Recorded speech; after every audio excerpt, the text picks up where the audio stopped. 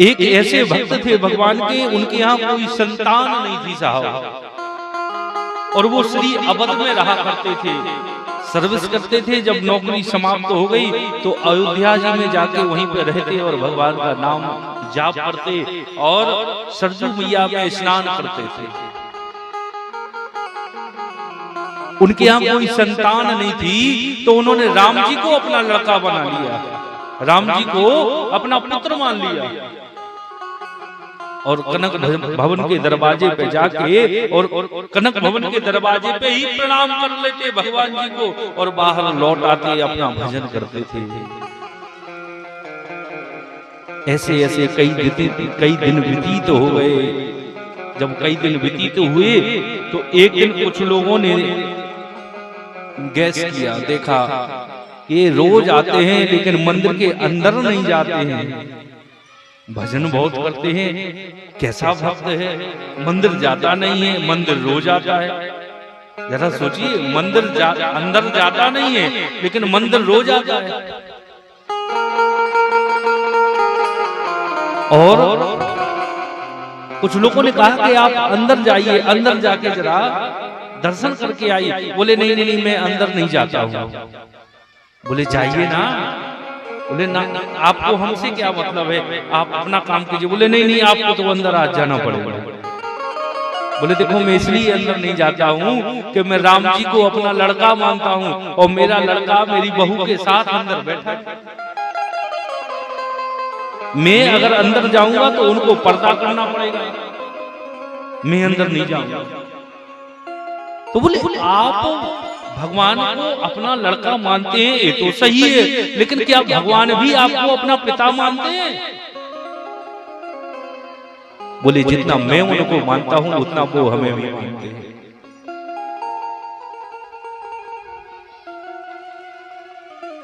आज सब लोगों ने जब जिद की है और उनको मंदिर के अंदर एंट्री कराई है, मंदिर पहुंचाया है जबरदस्ती। सच्चे संत थे ना, मंदिर के अंदर गए तो जाते ही जैसी आंखें पड़ी हैं, राम जी का मुकुट नीचे गिर गया। बताते हैं कि मैया की मूर्ति भी इस तरफ मुंह हो गया। जब संत ने ये हाल देखा है तो धड़ाम से गिर के अपना शरीर छोड़ दिया। सच्चा भक्त वही है जो भगवान से कुछ मांगता नहीं है, भगवान से कुछ करने को नहीं कहता है। वो कहता है तेरी रजा में ही मेरी रजा है, जो तू चाहता है मैं उसी में सुखी हूं।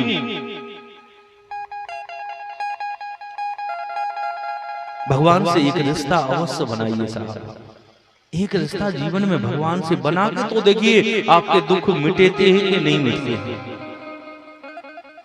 कोई संबंध हमारा अवश्य होना चाहिए ईश्वर से, लेकिन हम ईश्वर से कोई संबंध बनाते ही नहीं है, विडंबना तो है। महाराज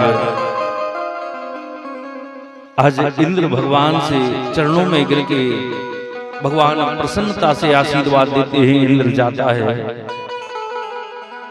तत्पश्चात सुखदेव जी कहते हैं, हे राजन, एक बार भगवान जंगल में जब गौओं को चराने के लिए आए ना, तो उस समय भगवान को भूख लगाई। तो जब भूख लगी तो भगवान ने ग्वाल वालों से कहा कि जाओ, यहाँ से कुछ दूरी पर यज्ञ चल रहा है, वो दिख रहा है।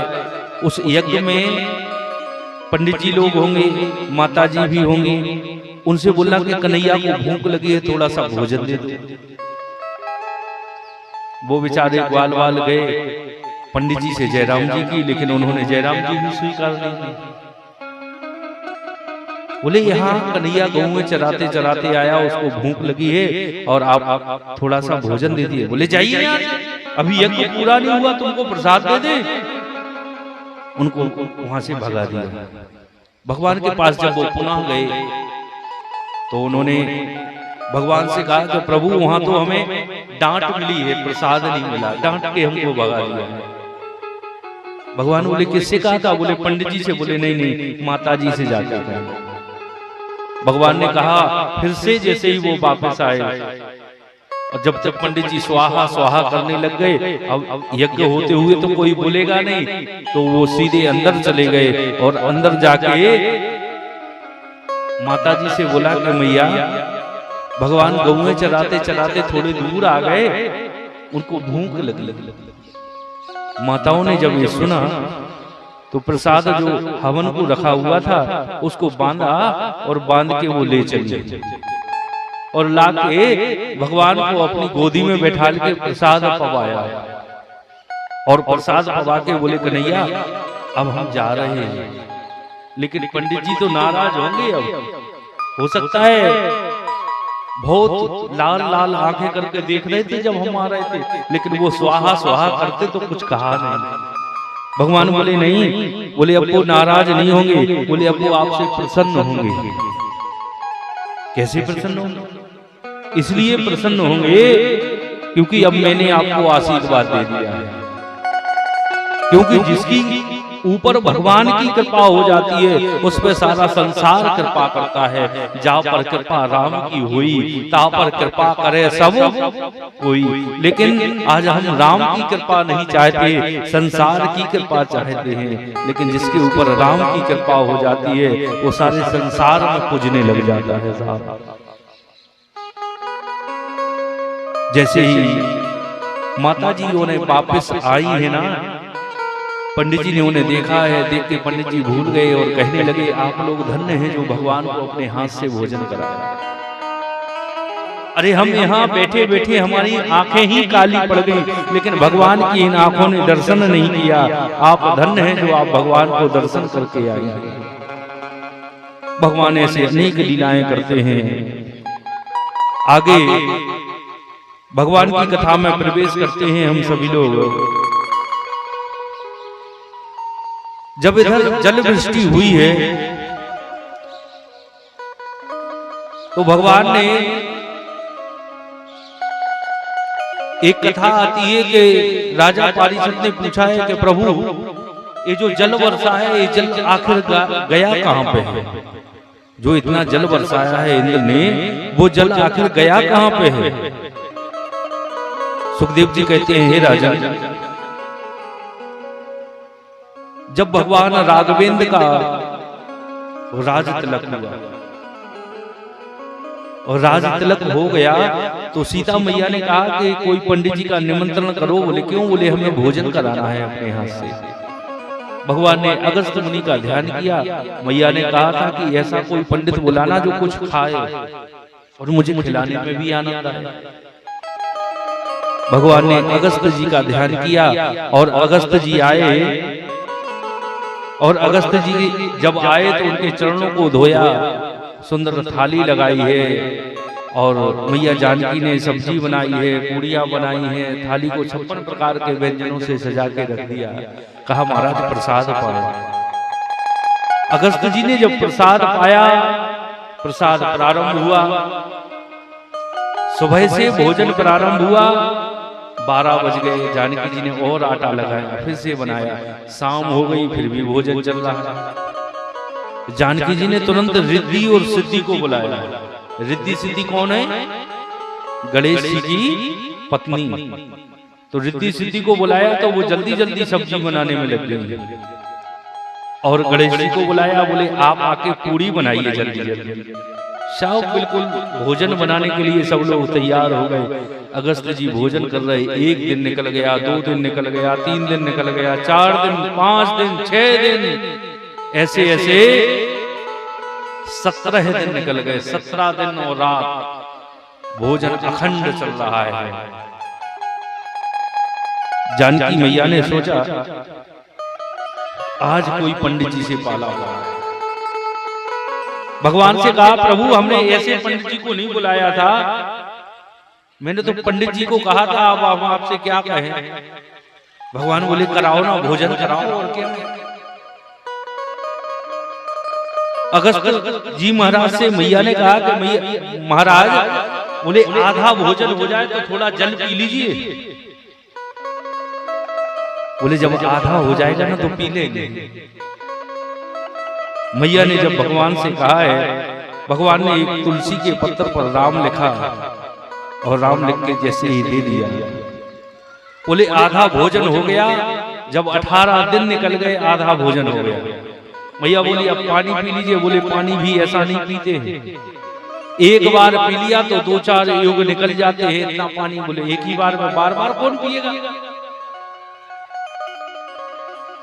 तो जानकी जी बोली तो पानी उदार।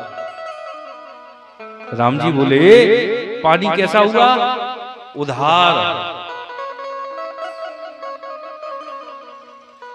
ध्यान रखो, अगर हमने किसी का उधार लिया है और हमारी नियत गड़बड़ हो रही कि अब हमें नहीं देना है,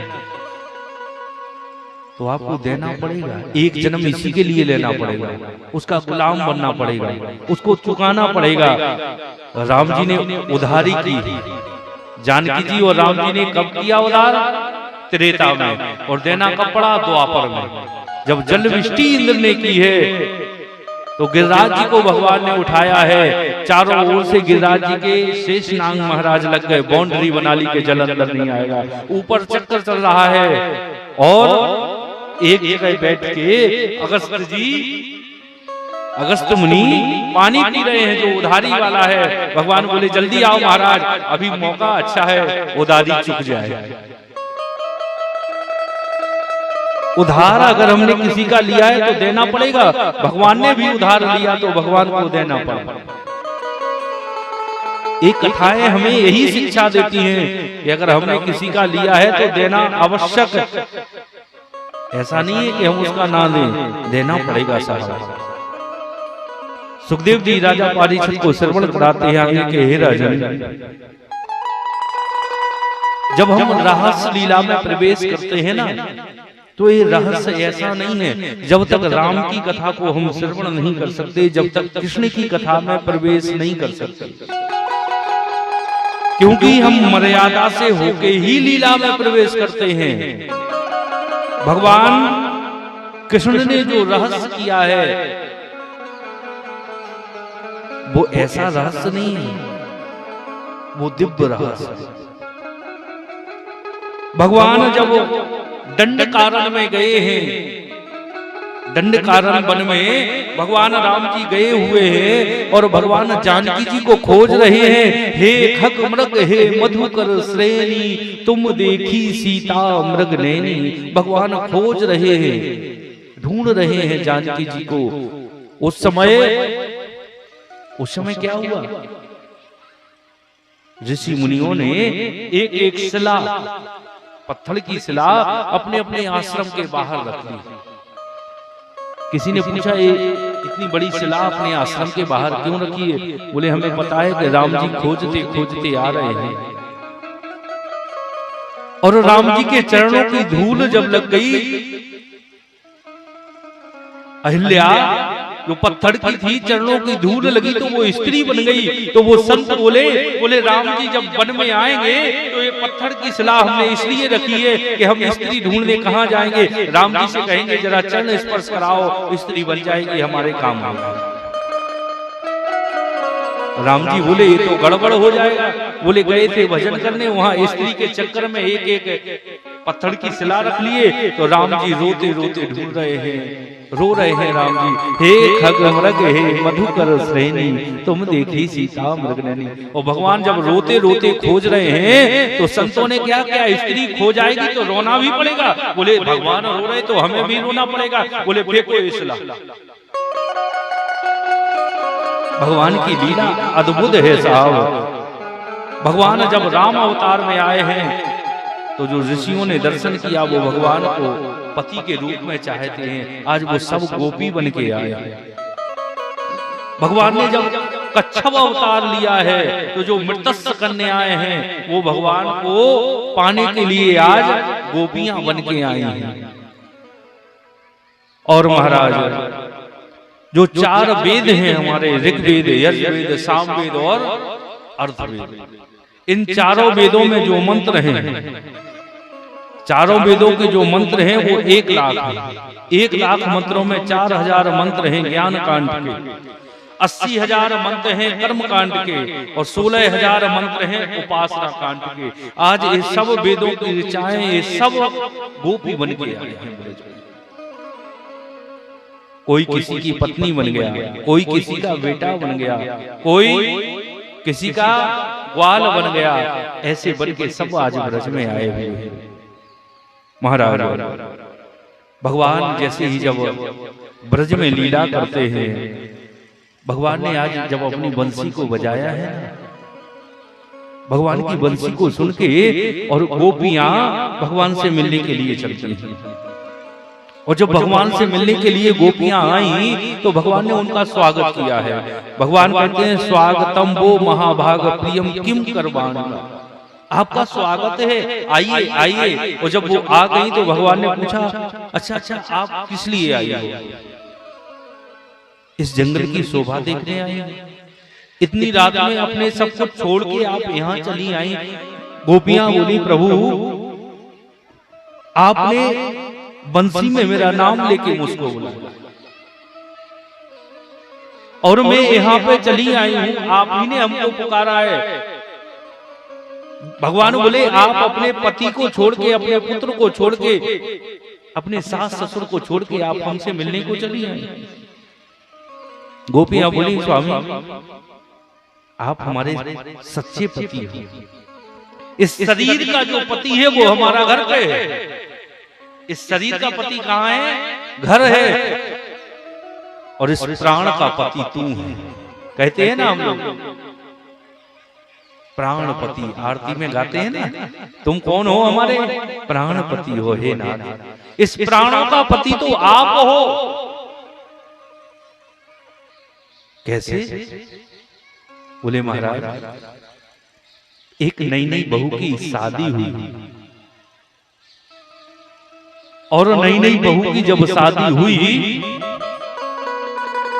और उसका पति किसी आवश्यक कार्य से परदेश चला गया और वो अपनी पत्नी को अपनी तस्वीर दे गया कि इसको लेके रखना, मैं जल्दी वापस आ जाऊंगा। वो उस तस्वीर को देखती है, कहती है आने वाले होंगे, 2 दिन और बचे, आ जाएंगे, जल्दी आ जाएंगे। उसको निहारती है, उसको देखती रहती है। वो गोपियां बोली कि जब उसका पति आ गया और दरवाजे पे आवाज दे रहा है कि दरवाजा खोलो,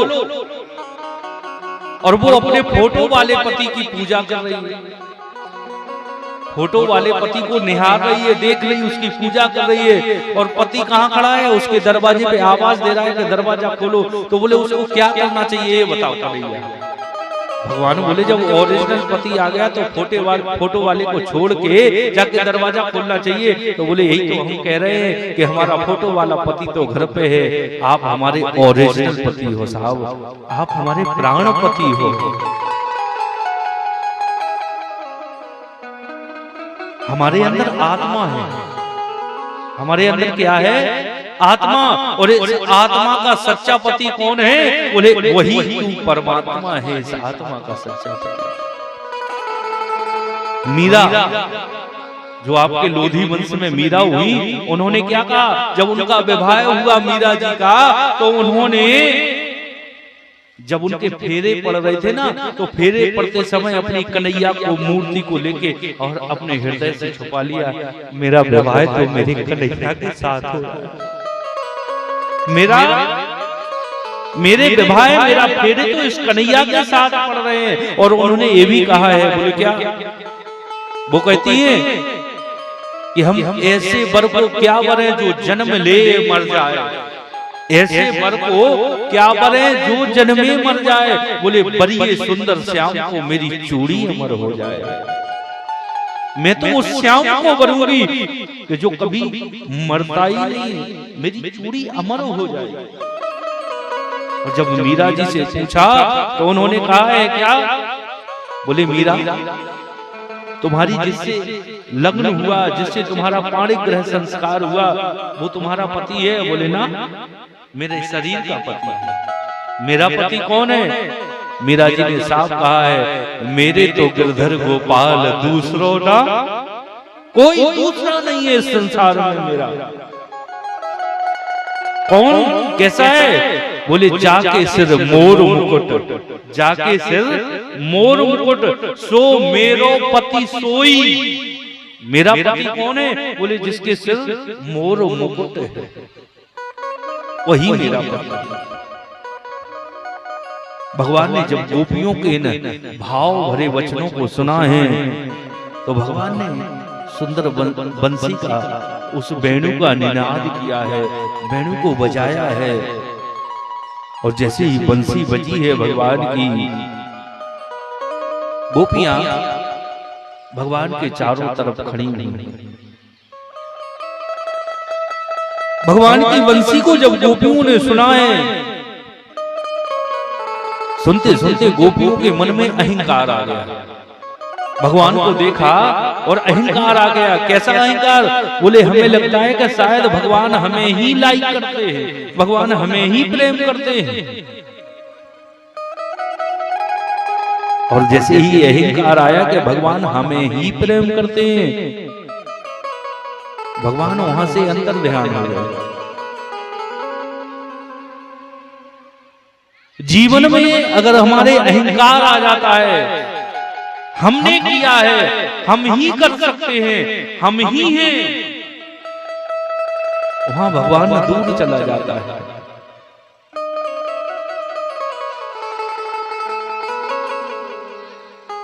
जब मैं था तब हरि नहीं, अब हरि है मैं ना है। मैं मीन्स अहंकार। अहंकार जब जीवन में आता है तो अहंकार हमारा प्रमोशन नहीं करता है, डिमोशन कर देता है हमारा, हमें आगे नहीं बढ़ने देता, हमें अहंकार नीचे की ओर, पतन की ओर ले जाता है।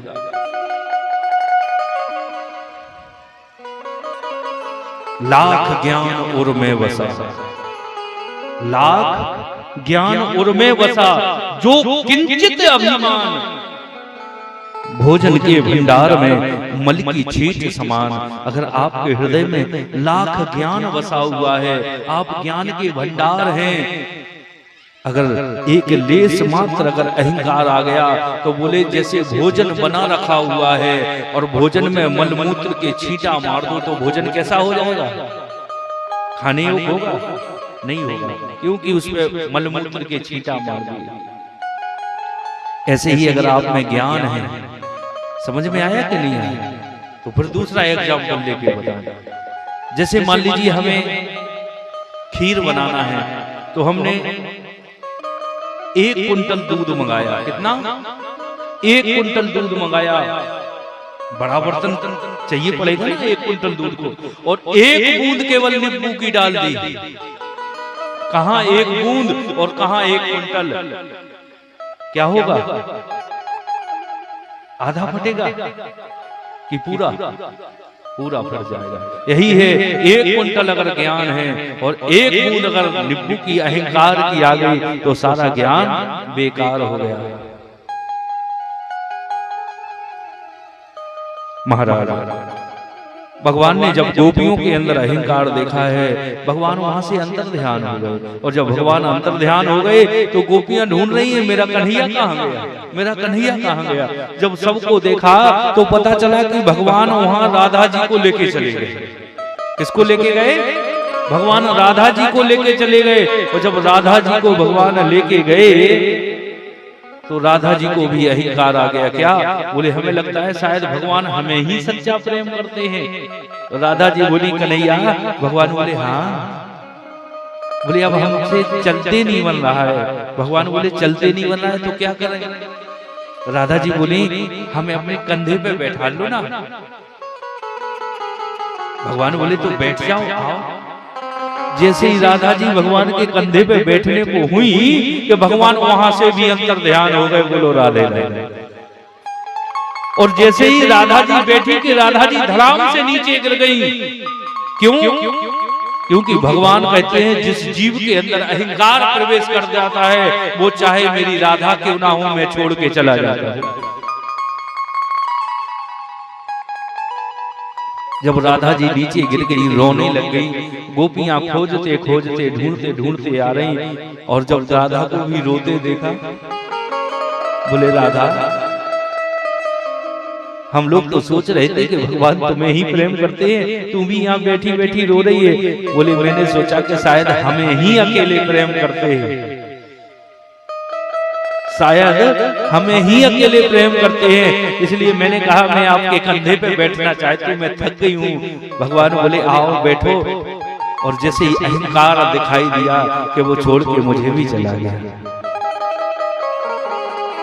आज सब गोपियां मिलके ढूंढ रही हैं भगवान को, खोज रही हैं और कह रही हैं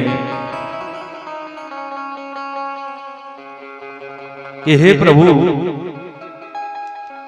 एक तो तुमने मुरली को बजाया, मुरली को बजा के हमको बुलाया और आप हमें छोड़ के यूं ही चले गए।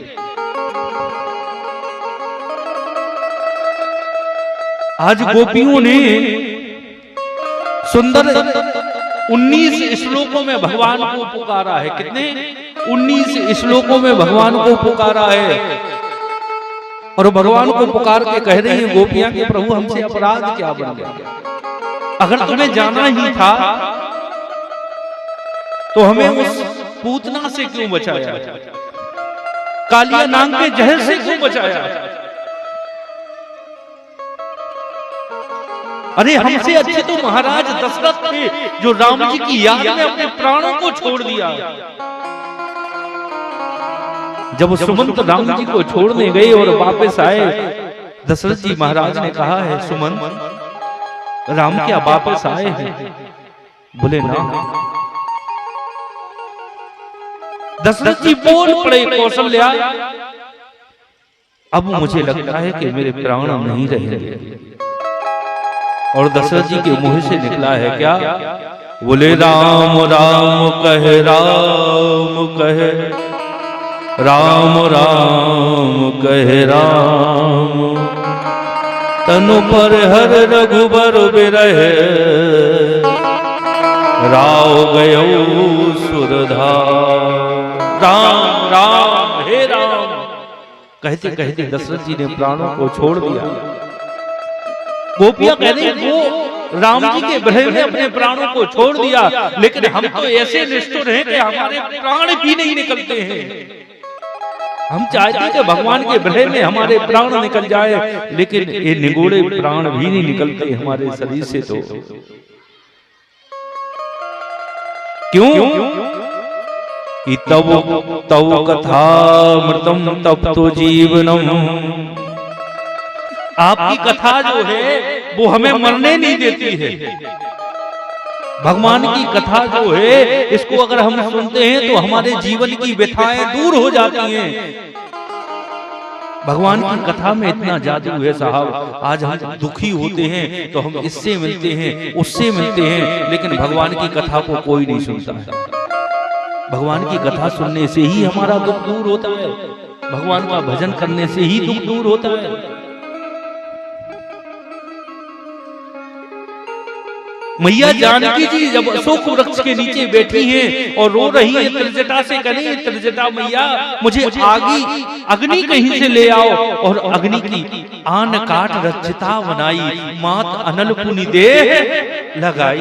मैया कहीं से लकड़ियां एकत्रित कर दो, मैं शरीर को छोड़ दूं। जरा एक मिनट सोचिए उनको कितना दुख होगा कि वो अपने शरीर को छोड़ने के लिए कह रहे हैं। जब हनुमान जी ने आके राम जी को सुनाया है,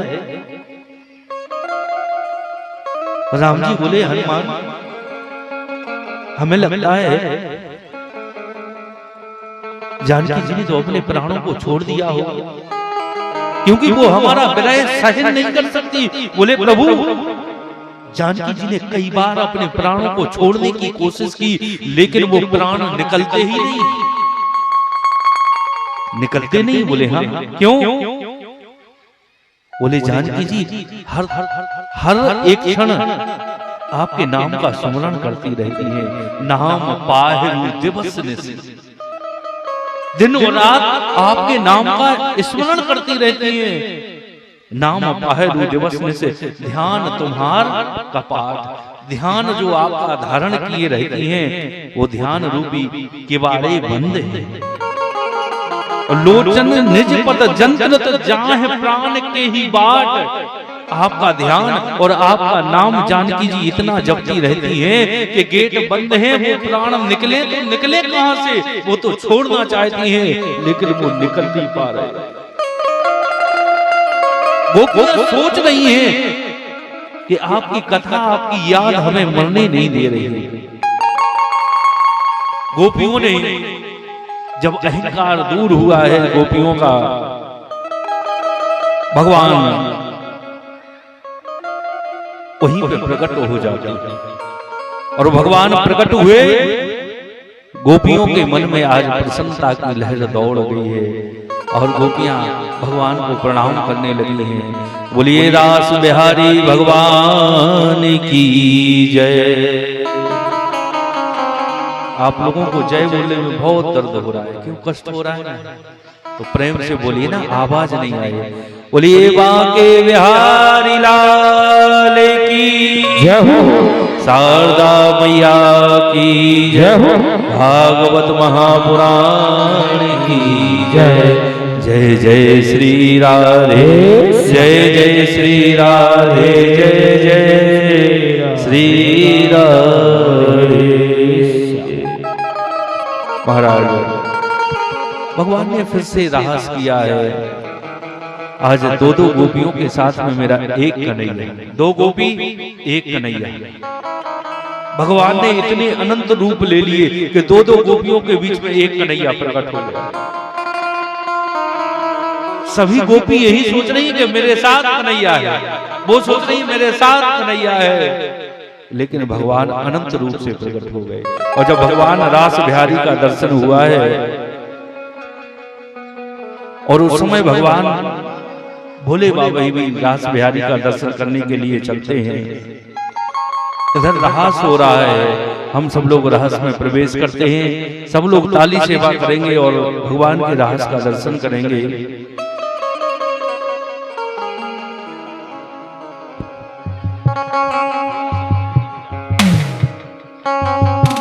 राधा